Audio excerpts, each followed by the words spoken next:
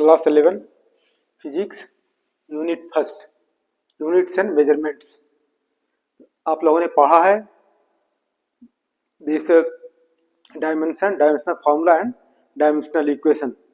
So try to understand and try to write dimensional formula of the following physical quantity। कुछ physical quantity मैं लिख रहा हूं और उसका डायमेंशनल फॉर्मूला प्रैक्टिस करना है। तो डायमेंशनल फॉर्मूला लिखने के लिए कोई एक फॉर्मूला होना चाहिए। फॉर्मूला के आधार पर you can write dimensional formula. लिखने के पहले याद रखना चाहिए कि लेंथ को कैपिटल एल से डिनोट करते हैं, मास को कैपिटल एम से और टाइम को कैपिटल टी से।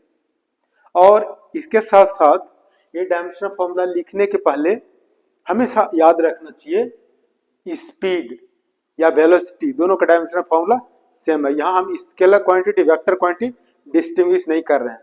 तो स्पीड इजिकल टू क्या होता है, equal to S by T, distance by length, distance by time. Distance को हम क्या करते हैं, लेंथ एल से डिनोट करते हैं, टाइम को क्या है कैपिटल टी से। L by T means equal to L T minus one, ये हमेशा याद रखना है। Speed equal to L T minus one. Acceleration A equal to change in velocity by time, या for simplicity A equal to velocity by time. तो velocity क्या हो गया, एल टी माइनस वन और टाइम कैपिटल टी, तो क्या हो जाएगा एल टी माइनस टू। याद रखना है वेलोसिटी का dimensional formula L T minus one और एक्सेलरेशन का एल टी माइनस टू, ये हमेशा यूज होता है, इसीलिए हमेशा इसको याद रखना चाहिए। या अगर भूल जाते हैं तो फॉर्मूला याद रखो, v equal to S by T, A equal to V by T for simplicity. Now force पढ़ा है formula from second law of motion, F equal to M A. M के लिए क्या लिख सकते हैं, कैपिटल एम। एक्सेलरेशन के लिए क्या लिख सकते हैं, एल टी माइनस टू। तो क्या हो जाएगा, और कैपिटल ब्रैकेट में लिखना है, तो क्या हो जाएगा dimensional formula of force M L T to the power minus two.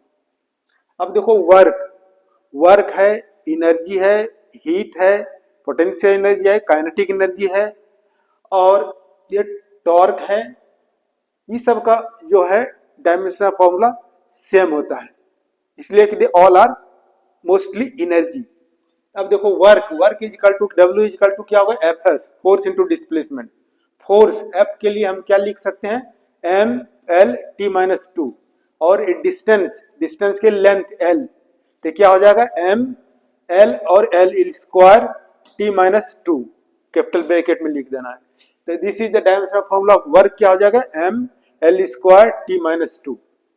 अब देखो एंगल थीटा इक्वल टू क्या होता है, arc length by radius, S by R. Arc length distance के लिए क्या लिखते हैं, एल, और ये आर रेडियस डिस्टेंस लेंथ के लिए क्या लिखते हैं, एल। इसको काट दोगे क्या होगा, वन, यानी m to the power zero, l to the power zero, t to the power zero. तो यानी डायमेंशन क्या है, जीरो है, यानी डायमेंशन लेस क्वांटिटी है। एक ऐसा क्वांटिटी होगा डायमेंशन लेस क्वांटिटी, नहीं इसको कोई डायमेंशन नहीं, यानी जीरो डायमेंशन है। अब देखो इंपल्स क्या है, product of force and time. Force के लिए क्या लिख सकते हो, M L T minus two, force के लिए M L T minus two, और ये टाइम है, टाइम के लिए कैपिटल टी। तो क्या हो जाएगा एम एल और टी क्या हो जाएगा माइनस टू प्लस वन, तो टी माइनस वन। तो कितना हो जाएगा इंपल्स का within bracket M L T minus one. Now torque का भी फॉर्मूला क्या हो जाएगा, वही वर्क का हो जाएगा, एनर्जी का हो, potential energy, kinetic energy, heat energy, sound energy, सब एनर्जी का एक ही फॉर्मूला हो गया, वर्क। तो टॉर्क इजिकल टू क्या होता है, force into perpendicular distance from axis of rotation.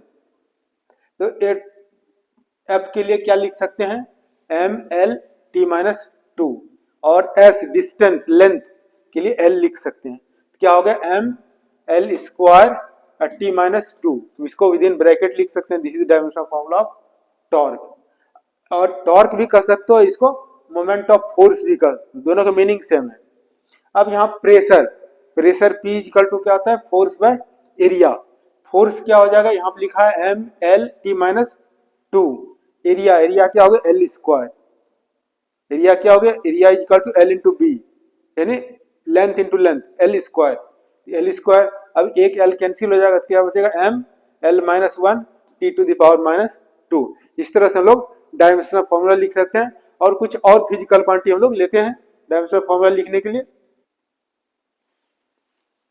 Stress, stress equal to क्या था, फोर्स बाय एरिया। फोर्स के लिए क्या होगा M A from second law of motion, area के लिए एम क्या होगा, एम एक्सलेशन के लिए मालूम है एल टी माइनस टू और एरिया के एल स्क्वायर, एक एल कैंसिल हो जाएगा, M L to the power minus one T to the power minus two. ये हमारा क्या हो dimensional formula of stress. Strength क्या है, change in length by original length या लेंथ ऑफ द वायर, या अगर वायर को रबर को पुल करेंगे तो क्या होगा इंक्रीज होगा लेंथ, इंक्रीज ये क्या होगा delta L increase in length और ओरिजिनल लेंथ। लेंथ, लेंथ के लिए क्या एल से डिनोट करते हैं, एल लेंथ के लिए एल से कट जाएगा तो बचेगा वन, यानी M to the power zero L to the power zero T to the power zero, यानी डायमेंशन क्या है जीरो, यानी डायमेंशन लेस क्वांटिटी है। जैसे एंगल है या ये स्ट्रेन हो गया, ये सब क्या हो गया डायमेंशन लेस क्वांटिटी। अब modulus of elasticity, modulus of elasticity तो क्या होगा, स्ट्रेस हुक ने दिया है stress is directly proportional to strain, stress is directly proportional to strain, proportional sign हटाओगे एक कांस्टेंट लिखोगे तो that constant is known as modulus of elasticity.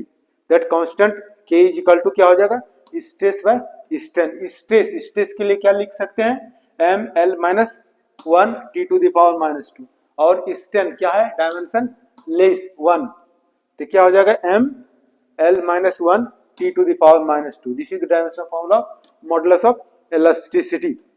Modulus of elasticity तीन है। अगर कोई लेंथ है किसी बॉडी में, अगर हम फोर्स क्या है, force which changes shape and size of the body for a moment. अब फोर्स को हटा देते हैं, again body will regain, body will come in its original shape and size, तो this force is known as deforming force.